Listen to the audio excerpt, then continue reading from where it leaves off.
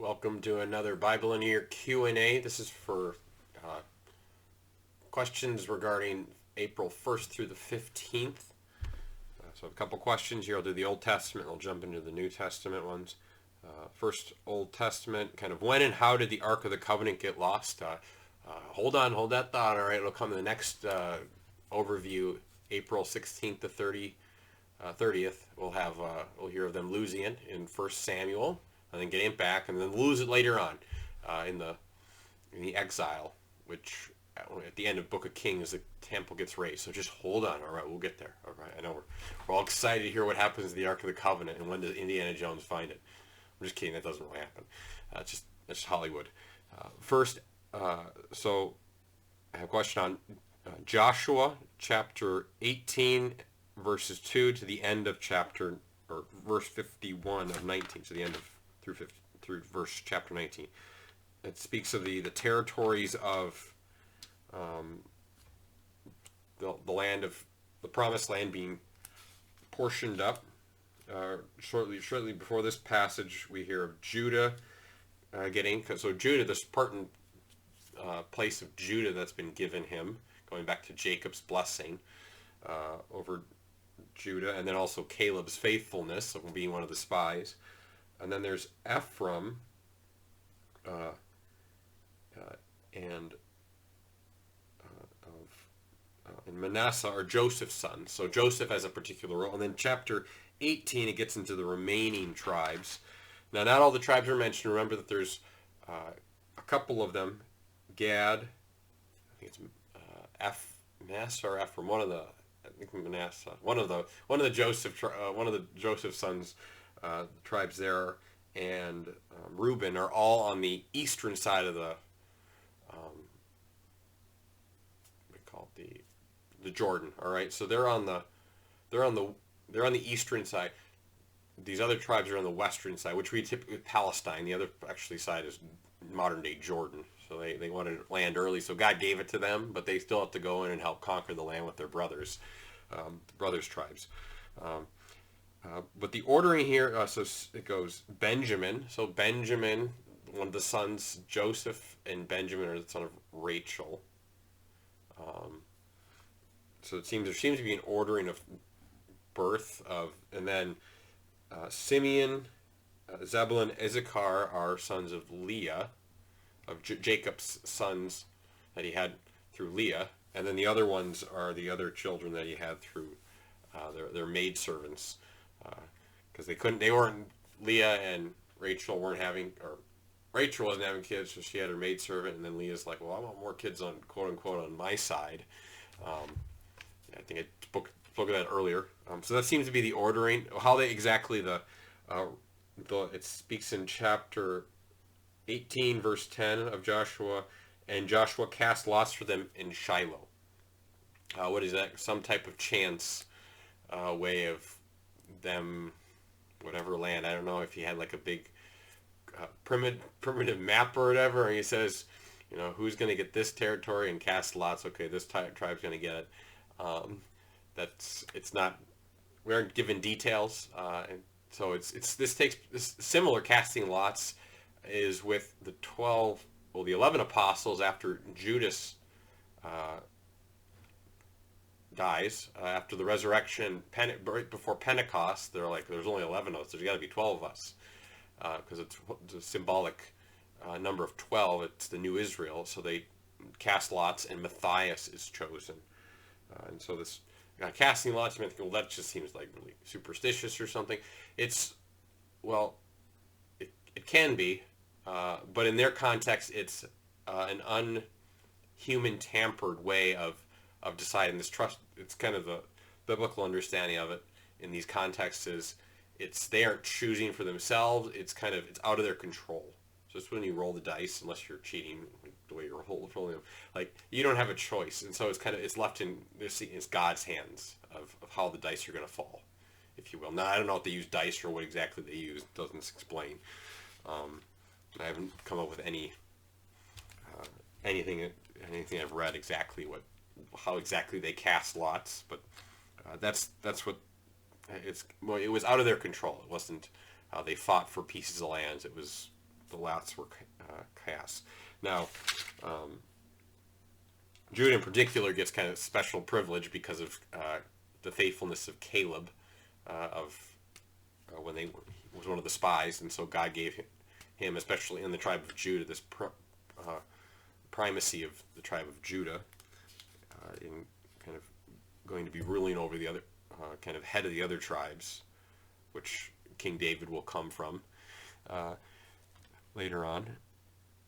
Luke chapter 8, so going on to the New Testament, Luke chapter 8, 27 to 39. So this is the account in Luke of the demoniacs and the demons coming out of them. And so demons come out of the pigs and enter persons and enter pigs, and pigs drown themselves?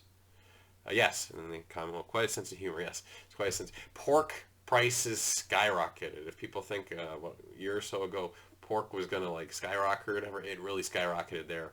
Of all the like 2,000 pigs or something that went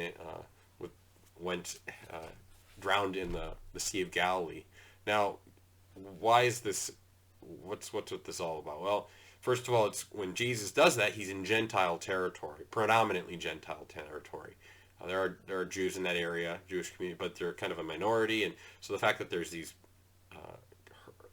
herds of swine, which is an ritually unclean animal that Jews would not eat, it's pointing to this is primarily a Gentile region. So Jesus works this in a Gentile region, and so and presumably this demoniac is ones possessed are non-Jews.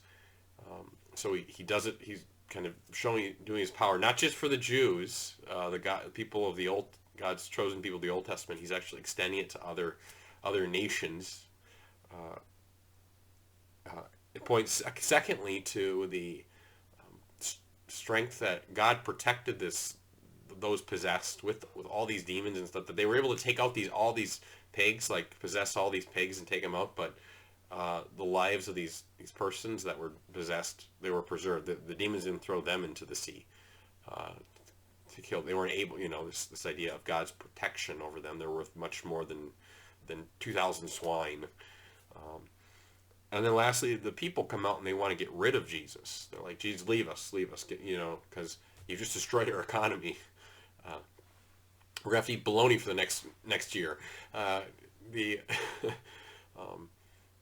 it's pointing they're kind of this fear of what Jesus brings is power, but also things are going to change in their life, and so they kind of push back, and so it's pointing to when we allow Jesus into our lives, things are going to change, and we can be tempted like the townspeople that had their pig going, like, whoa, Jesus, hold back. Maybe I don't want you too close. Maybe come back later or not at all.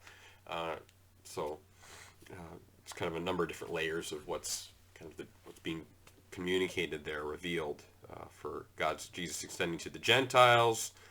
He's preserved the demoniacs, those who were possessed, from being potentially killed by the demons, causing them to throw themselves into the sea, but the pigs are thrown in, and then the response of the people pointing to they're not open to receiving Jesus. At least he's shaking things up too much.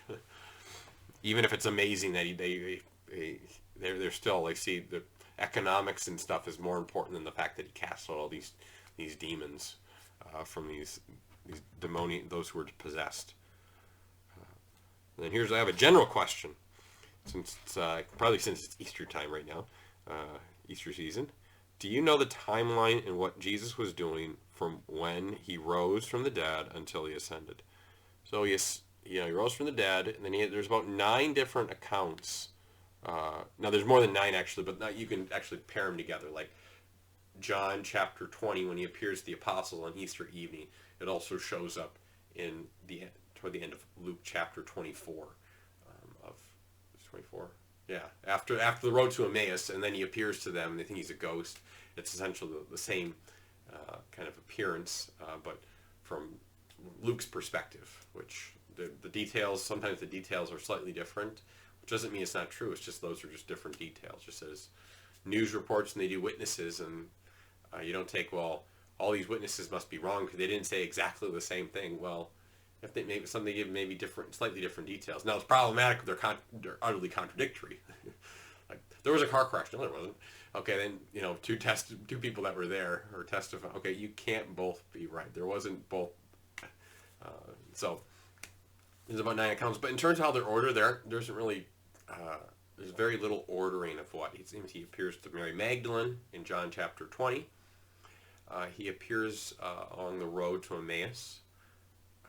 He appears to Simon sometime. That's not given, but when it's not given specifically, kind of when or how. But we know when those that come back from Emmaus, I say we've seen the Lord, and they're like, yeah, he's appeared to Simon, and then Jesus appears right there again. And there's another time where Jesus appears in John chapter 21 with the catch of the fish and commissioning Peter to feed his sheep. Paul speaks of one account where he appeared to more than 500. End of Matthew where he commissions them. There's he ascends. So the ordering, there's not really, what is he doing in between there? Well, he's just scaring people. Come on, what would you do if you had a glorified body? No, okay, I don't know. It's like, ooh, he's like, he's a goat. No, I'm real. I can eat. See, I can eat food and stuff. We're not given those details. We just know that his glorified body, has properties. It's a body still. He can still eat. He's still there, but he can like appear. There's kind of these superpowers he has essentially. So no, I don't. It doesn't give any details of what he was doing. I'm sure he wasn't just scaring people. Okay, so, but he's staying with them 40 days. 40 days. He's before he ascends. The 48 preparation. All right, he's letting this kind of sink in. But yeah, we don't have a whole lot of details of exactly the ordering or what he was doing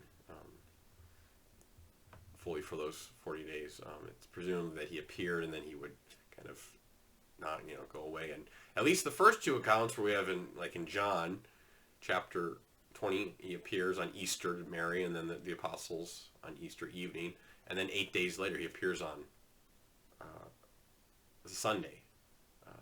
So there's perhaps this, maybe there's perhaps the idea that maybe he was appearing specifically on Sunday, kind of sink in, just the day of the resurrection.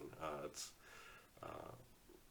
one potential way that he kind of kept appearing, and then after he ascended, he didn't appear like that anymore, obviously, because then he sends the Holy Spirit. That's all I got today. We're rather short, but in terms of question-wise, but there's plenty to say. Like pork's price is going up and stuff, so please keep sending your questions after regarding the Bible in the year. God bless.